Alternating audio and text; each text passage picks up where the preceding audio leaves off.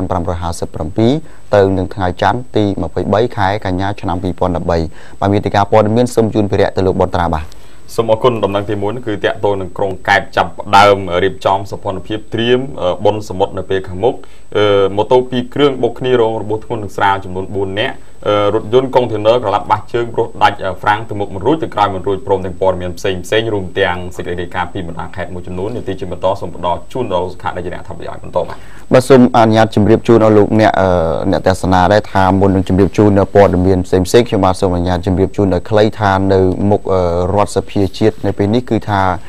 សមត្ថកិច្ចកំពុងតែរៀបចំសម្ដាប់ធ្នាប់ដើម្បីទទួលអ្នកតំណាងរាស្ត្រជាពិសេសគឺទទួលព្រះរាជដំណើររបស់ព្រះមហាក្សត្រដែលព្រះអង្គជាងមកធ្វើជាអធិបតីនៅក្នុងការបើកកិច្ចប្រជុំរដ្ឋសភាដំបូងហើយជាបន្តបន្ទាប់គឺថាព្រឹទ្ធសមាជិករបស់រដ្ឋសភានឹងបើកកិច្ចប្រជុំដើម្បីអនុម័តនៅបទបញ្ជាផ្ទៃក្នុងរបស់រដ្ឋសភារួចមកគឺថាស្បត់ចូលកាន់តំណែងផ្សេងបាទអញ្ចឹងឲ្យលោកអ្នកអាចតាមដានព្រឹត្តិការណ៍នេះតាមរយៈការផ្សាយផ្ទាល់របស់បណ្ដាស្ថានីយទូរទស្សន៍ផ្សេងជាពិសេសគឺស្ថានីយទូរទស្សន៍ជាតិបាទអរគុណនៅលើសូមអនុញ្ញាតជូនព័ត៌មានពាក់ព័ន្ធទៅនឹងបញ្ហាចរាចរណ៍សន្តិសុខមួយចំនួនសិនគឺថារថយន្តកុងតឺន័រកលាប់បាសជើងដោយសារតែរឿងផ្ទុះតយូហ្វ្រាំងបាទហើយវាធ្វើឲ្យជាប់គាំងហើយបោករថយន្តហ្នឹងគឺថាដួលយកតែហ្មងអៀងមកខាងផ្លូវដួលយកតែហ្មងហើយរថយន្តនេះមិនតូចដូចកង់ដូចម៉ូតូយើងណាប៉ុណ្ណាណៃហើយបោកដួលកើតណាខ្ញុំវាពិបាកយល់ដែររឿងហ្នឹងគឺអាហ្វ្រាំងហ្នឹងវាខ្លាំងប៉ុណ្ណាបាទហេតុការណ៍នេះគឺថាបានកើតឡើងនៅក្នុងខេត្តកំពង់ឆ្នាំងវេលាម៉ោង 1:20 នាទីចុងសប្តាហ៍នេះលើផ្លូវជាតិលេខ 5 នៅត្រង់ចន្លោះគីឡូម៉ែត្រលេខ45និង46នៅក្នុងភូមិលងថ្នោតបាទឃុំលងវែកស្រុកកំពង់តឡាច់បាទហើយអត់មានបណ្ដាលឲ្យអ្នកបើកបរឬក៏ហ្វ្រូឡានអីហ្នឹងគឺថារងរបួសធ្ងន់និងស្រាលប៉ុន្តែគេមិនឃើញអ្នកបើកហើយនឹងព្រូនៅទីនោះទេគេគ្រាន់តែឃើញឈាមពីព្រោះអ្នកទាំង2ទាំង3ហ្នឹងគឺដាក់មេប្រូចអស់លីងបន្ទាប់ពីរថយន្តរបស់ខ្លួនកលាប់ដោយសារតែផ្ទុះតយូហ្វ្រាំងវាបោកដួលហ្នឹងបាទមិនធម្មតាទេបាទរថយន្តនេះគឺថាឲ្យលោកអ្នកបានឃើញស្លាកលេខហើយគឺ 3B 6855ហើយអត់ដឹងថាអ្នកណាជាអ្នកបើកបរហើយក្រុមហ៊ុនណាទេគឺសេចក្តីរាយការណ៍មិនបានដឹងច្បាស់នោះហើយមកដល់ពេលនេះរថយន្តហ្នឹងគឺថាមិនដឹងថាតើផ្នែកខាងក្រុមហ៊ុនទទួលហ្នឹងគឺថាយកក្រុមហ៊ុននេះទៅកន្លែងរបស់ខ្លួនឬក៏យ៉ាងណាទេពីព្រោះនៅចុងសប្តាហ៍ដូចជាថ្ងៃសៅរ៍ដូចឃើញនៅចងាងដដែលបាទនៅដដែលអញ្ចឹងយើងអត់ដឹងដែរថ្ងៃអាទិត្យម្សិលមិញគេលោកគេយកអាហ្នឹងក៏យើងមិនដឹងណាគេយកទៅប៉ុន្តែសមត្ថកិច្ចដូចជាមិនយកទេពីព្រោះធំពេកអត់មានអីស្ទូចមួយទៀតគឺថារថយន្តនេះគឺកលាប់ដោយខ្លួនឯងអញ្ចឹងទៅអត់បកដល់គ្រោះថ្នាក់ដល់អ្នកដទៃរថយន្តតាមដឹងដឹកអីគេដឹកខោអាវដឹកខោអាវចេញពីរោងចក្រមួយនៅចិត្តហ្នឹងចិត្តកន្លែងកើតហេតុដែរប៉ុន្តែយើងអត់ដឹងថាឈ្មោះរោងចក្រអីហើយសម្ដៅមកភ្នំពេញស្រាប់មកដល់កន្លែងកើតហេតុហ្នឹងអាទៅយូហ្វ្រាំងវាបែកចឹងវារុំហើយនាំឲ្យជាប់គាំងចាប់បោកទៀតចាប់បោករថយន្តហ្មងចាប់ហ្វ្រាំងអត់ស៊ីចាប់ហ្វ្រាំងឡើងស៊ីបែកហើយវាសំខាន់គឺគ្នានោះក៏មិនដឹងដែរព្រោះគាត់ថាបោកទៅធ្វើម៉េចទៅចាប់ហ្វ្រាំងមិនវាបោកហើយហ្នឹងបាទហ្នឹងគឺថាជារឿងមួយប៉ុន្តែសំខាន់គឺថាអត់មានបង្កឲ្យមានការខូចខាតដល់អ្នកដទៃនៅចិត្តនោះហើយនឹងអ្នកដែលបើកបរនេះគឺជាកិច្ចការងារមួយទៀតរបស់ម្ចាស់រថយន្តឬក៏អ្នកដែលបើកបររថយន្តអ្នកគ្រប់គ្រងរថយន្តពេលមុនចេញដំណើរគេមិនឲ្យយើងត្រួតពិនិត្យគ្រប់ប្រព័ន្ធសំខាន់របស់យានយន្តដើម្បីជៀសវាងគ្រោះថ្នាក់ទាំងឡាយដែលកើតឡើងអញ្ចឹងសូមអនុញ្ញាតជូនប៉ុណ្្នឹងខ្លីប៉ុណ្្នឹងបាទអរគុណឥឡូវខ្ញុំបាទសូមជូនរឿងមួយតាក់ទងនឹងករណីគ្រោះថ្នាក់ចរាចរណ៍វិញម្ដងនៅក្នុងខេត្តឧត្តរមានជ័យគឺរវាងម៉ូតូ2គ្រឿងបានបុកគ្នាហើយបណ្ដាលឲ្យបរិសុទ្ធទាំង4នាក់នោះគឺរងរបួសធ្ងន់និងស្រាលនៅកន្លែងកើតហេតុដែលស្ថិតនៅក្នុងភូមិលំទងថ្មីឃុំលំទងស្រុកអន្លូវវិញខេត្តឧត្តរមានជ័យបើតាមសាក់សីនៅកន្លែងកើតហេតុនោះគឺលោកបានឲ្យដឹងថាមុនពេលកើតហេតុគេឃើញម៉ូតូ2គ្រឿងនោះគឺជិះស្របទិសគ្នាបាទពីជើងទៅត្បូងដោយម៉ូតូនោះគឺមួយគ្រឿង Max Vell X ស៊េរី2013ពណ៌ខ្មៅលេខក្រហមគឺអត់ទាន់មានស្លាកលេខទេទើបបន្ទិញថ្មីជិះម៉ូតូគ្នា2នាក់ទី1នោះគឺឈ្មោះអទីកូត្រុតភេទប្រុសអាយុ19ឆ្នាំជាអ្នកបើកបរហើយអ្នករួមដំណើរពីខាងក្រោយនោះគឺឈ្មោះហេងវិចិត្រភេទប្រុសដែរគឺអាយុ20ឆ្នាំរួមដំណើរជាមួយគ្នាហើយអ្នកទាំងពីររស់នៅក្នុងភូមិ អភិវឌ្ឍគុំលងវែងស្រុកលងវែងខេត្តឧត្តរមានជ័យនិងម៉ូតូមួយគ្រឿងទៀតម៉ាក Honda Trim បាទពណ៌ក្រហមស៊េរីឆ្នាំ99អត់ស្លាកលេខដូចគ្នាជិះគ្នាពីរនាក់គឺទី1នោះគឺឈ្មោះថាម៉ងភក្តីភេទប្រុសអាយុ25ឆ្នាំជាអ្នកបើកបរហើយទី2នោះគឺមីសឿងប្រុកភេទប្រុសអាយុ28ឆ្នាំ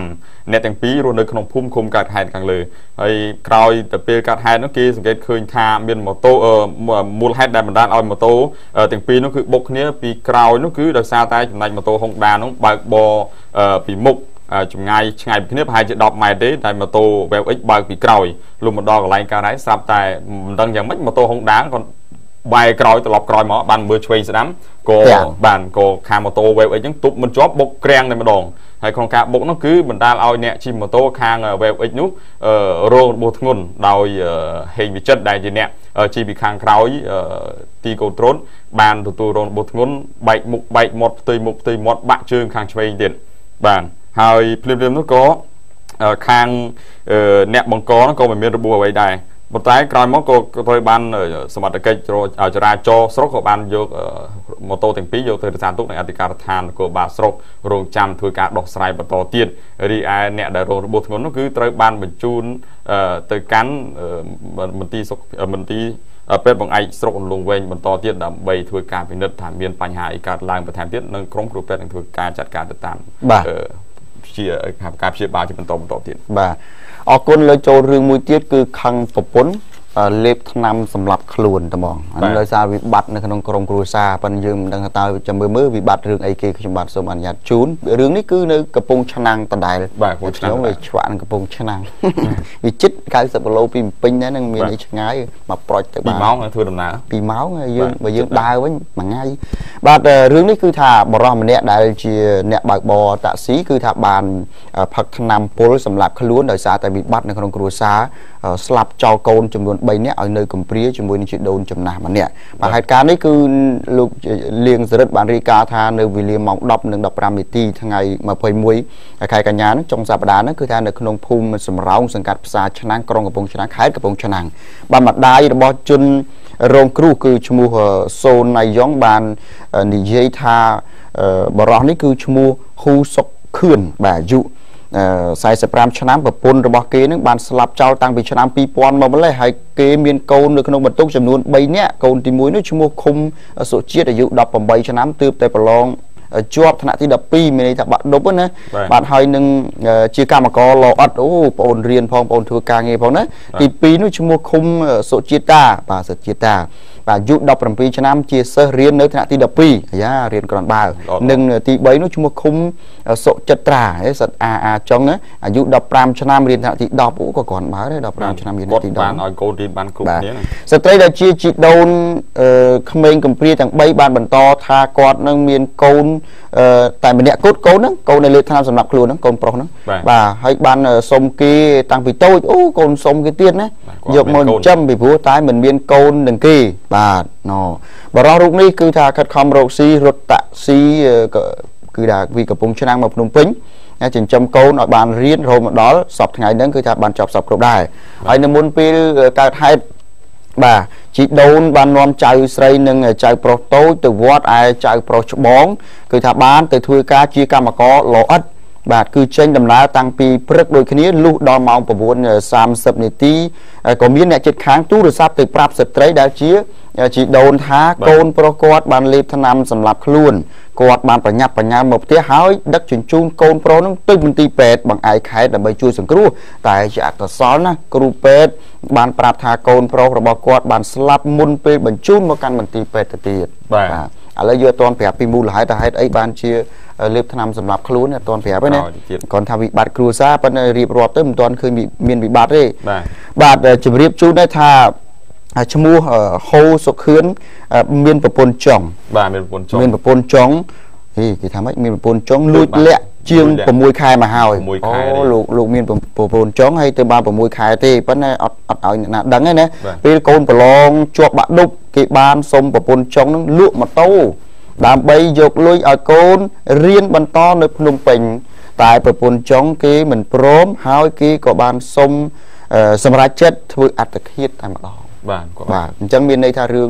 នេះគាត់ចង់ឲ្យកូនគាត់រៀនបន្តនៅភ្នំពេញព្រោះកូនគាត់ដែលធ្វើកម្មករលោអត់ហ្នឹងគឺបានប្រឡងជាប់បាក់ឌុបថ្មីហ្នឹងណាហើយដល់ប្រពន្ធចង់នោះគឺថាមិនឲ្យលក់ព្រោះមិនមែនកូនខ្លួនទេតែពេលខ្លះបាទវាអញ្ចឹងរឿងរ៉ាវប៉ុន្តែបើសិនជាបានតិចអញ្ចឹងបងទៅសម្រាប់ខ្លួនវាពិបាកអញ្ចឹងកុំអីយើងអាចមានមធ្យោបាយផ្សេងដទៃទៀតដែលអាចគេហៅថាឲ្យកូនមករៀនបន្តបានបាទតែទំនួលខុសត្រូវនោះគឺកូនទាំង3នោះទៅធ្លាក់ទៅលើជីដូនចាស់បាទអញ្ចឹងពិបាកនឹងគ្នានៅទីពឹងនរណាបើសិនជាគាត់បានស្លាប់ទៅហើយអញ្ចឹងមិនដឹងយ៉ាងម៉េចទេធ្វើបន្តទៀតអរគុណឥឡូវជាករណីសិក្សាមួយសម្រាប់បងប្អូនដទៃទៀតដែលមានបញ្ហាយើងអាចមានបញ្ហាយើងអាចមានដំណោះស្រាយដដែលបើសិនជាយើងគេហៅថាជំហរយើងរឹងមាំបន្តិចហើយយើងកុំចិត្តទុនយើងកុំជ្រាអញ្ចឹងចាណាឥឡូវដល់ពេលវេលាដែលទៅសម្រាប់ឯងលោកបត្រាយើងខ្ញុំសូមអនុញ្ញាតសម្រាប់បន្តិចសិនបាទ